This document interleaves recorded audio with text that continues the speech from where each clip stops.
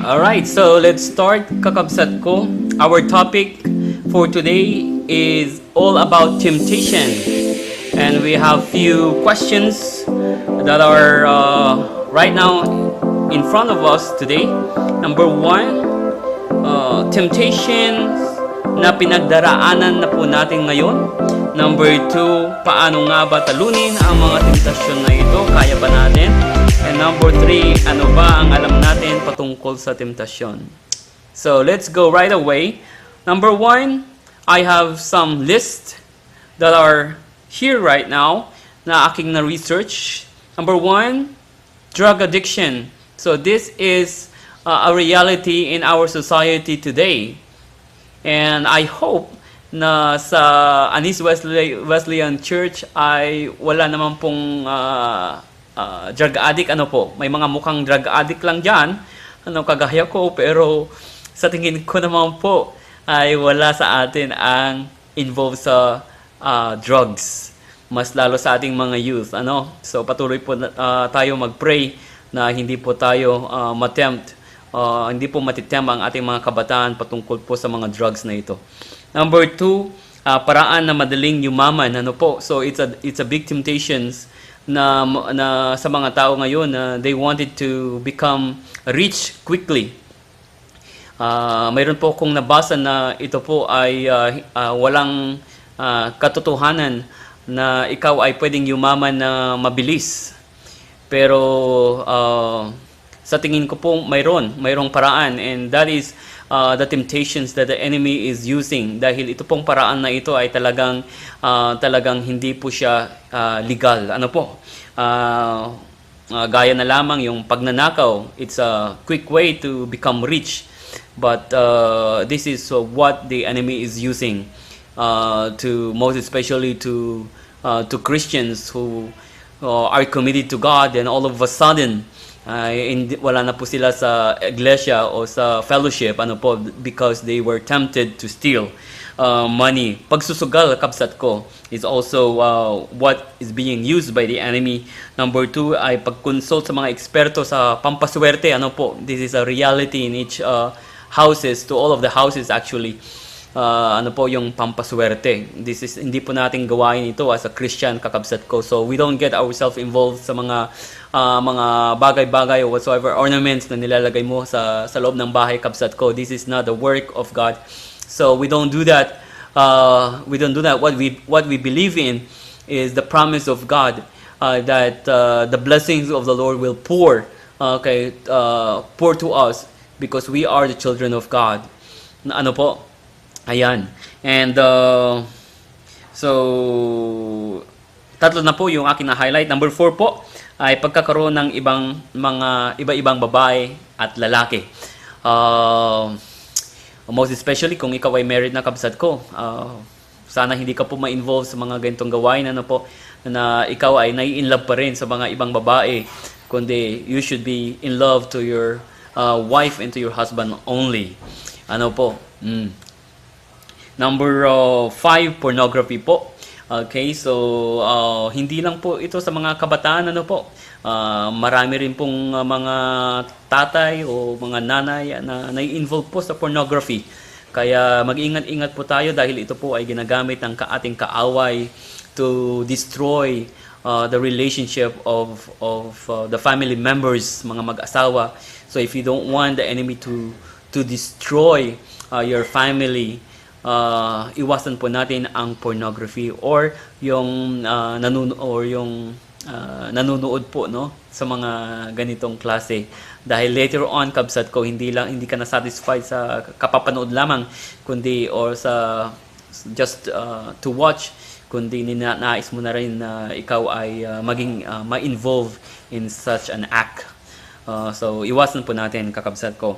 Number 3 is watching or streaming too long sa YouTube and of Facebook. Alam po ninyo na ako mismo ay often being tempted to this.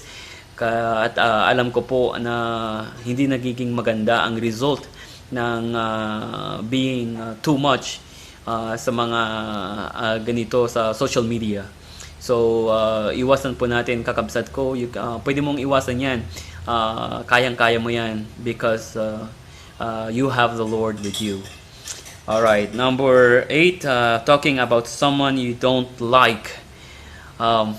Marami po sa ating mga babae, na they often are being tempted to talk about somebody na pagka sila po ay huminto in talking about somebody ay parang hindi po kumpleto ang kanilang araw, sana po ay hindi po natin ito ginagawa, but rather kung ginagawa po natin ito ay iwasan po natin ang mga taong nakakasama po natin that engages talking about somebody.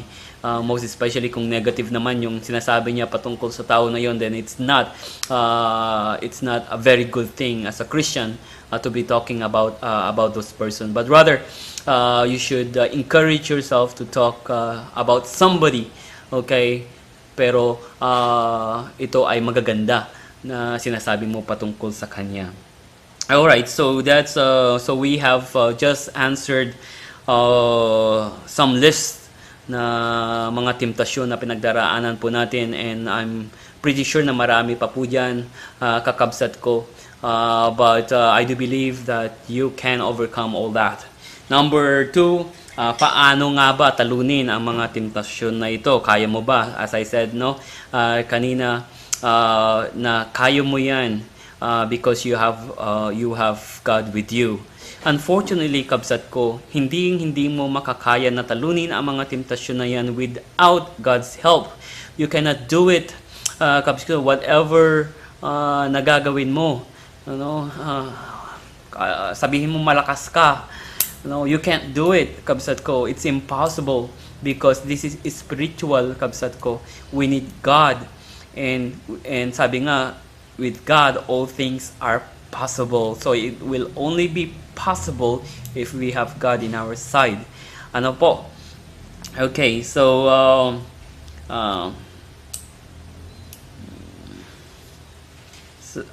so it's good na tayo po ay mayroong relasyon sa ating Panginoon. And I'd like to read a passage. Matthew 11:28. Ayan. Is my Bible? Okay.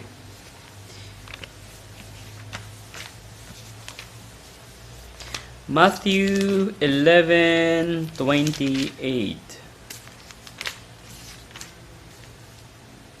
Ito po ang sinasabi, "Come to me, all you who labor and are heavy laden, and I will give you rest." O, di ba?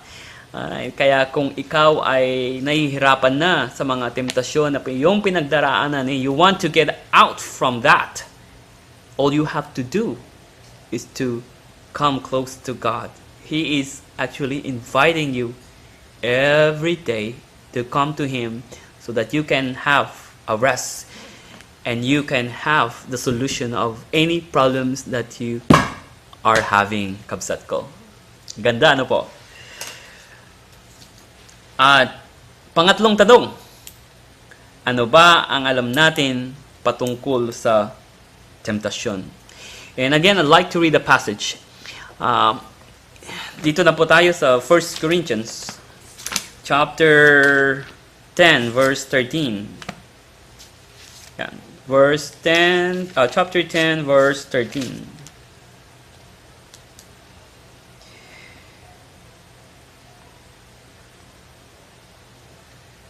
Ito po ang sinasabi, "No temptation has overtaken you except such as is common to men. But God is faithful, who will not allow you to be tempted beyond what you are able, but with the temptation will also make the way of escape, that you may be able to bear it." So, this text defines on what temptation is to Christian perspective, okay? At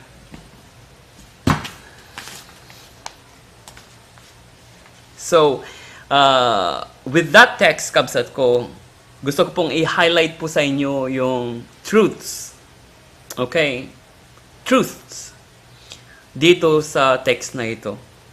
Number 1, the truth about temptation is that it is common.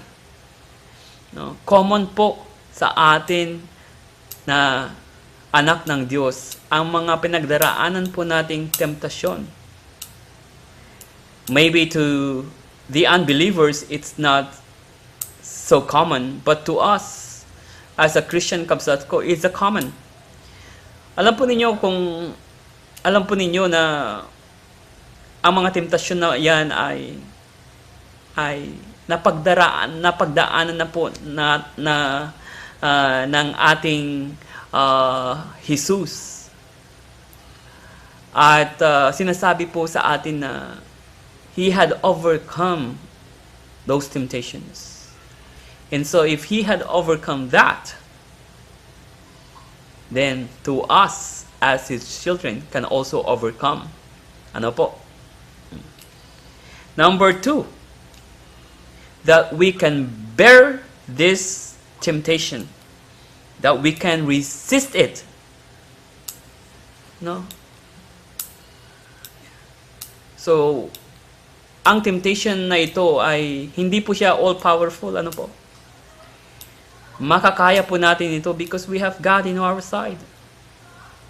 Kaya po, do not give in to, ano po? Wag po kayong mag-give in. You can do it. Okay, by God's grace. Ayan, so you can continually say no sa mga temptation na ito. And number 3, there is a way out of it. No? God prepares an exit room where you can go to every time you are being tempted again and again.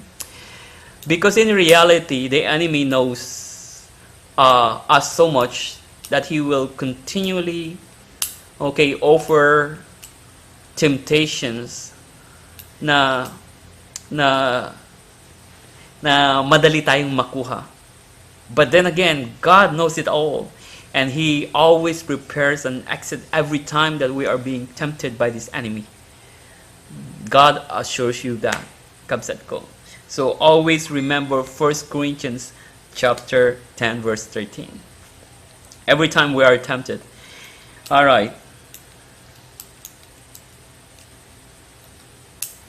And so God desires that we get stronger. So I believe that the reason why God allows us to experience this, or na patuloy na dumarating ang mga temptasyon na ito sa ating buhay, it's because God wants us to be stronger in our faith.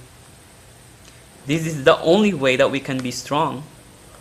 We can never say that we are strong enough in faith if we do not go through temptation, to trials. Ano? Kakabsat ko. That's why God allows it to continually fall onto us. And God promised that we can go through all those kinds of all those temptations that the enemy brings. All right. So we can be strong if we continually believe that God is greater than all things in this world, including the enemy. But if we do not put God in our heart as one who is greater about all things in this world and beyond, kabsat ko, then temptations will find a way to destroy us. So it's very, very important that we put God, or believe God that He is greater every seconds of our life. Ano po? Alright. And you can only be strong if you continually believe that God is with us every seconds of the way. Because if you believe that God do have rest, and that he go out for vacation, that he is on leave, ano kabsat ko, that's gonna be a tragedy. No, God never rests. God never go for vacation. God continually remain with his children 24/7, every seconds. He is always available for us. So always remember that God is always available for us. And lastly, we can become strong because God provides a way out. Okay, so believe on that God always provides a way out. And never doubt on that. Na hindi ko kaya, na wala na akong pupuntahan. No, there is a way. God is the way.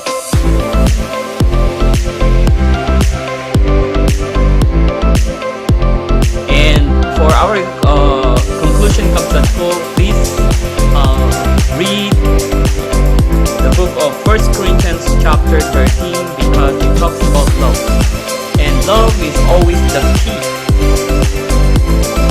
of everything.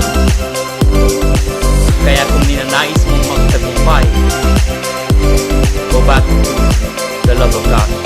1 Corinthians chapter 13. Please read this. So, God bless po sa ating lahat, and continue to follow us sa ating Facebook page, at patuloy po akong bibigay ng mga pag-aaral po natin, and you are always invited to post your questions and topic or titles by the way. So God bless po sa ating lahat.